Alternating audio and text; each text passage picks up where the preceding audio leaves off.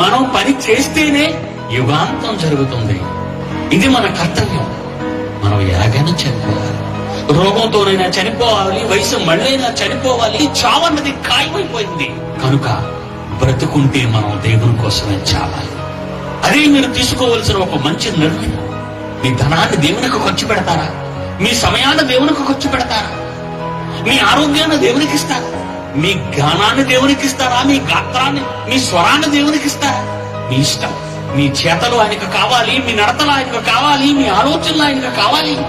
ఎందరో నశించిపోతున్న అమాయకులు రాబోయే భయంకర పెను ప్రమాదంలో చిక్కుకుపోతున్నారు. అదే కాదు, పాతాళ గుండానికి నిత్యాగ్ని దండనకు వెళ్ళిపోతారు.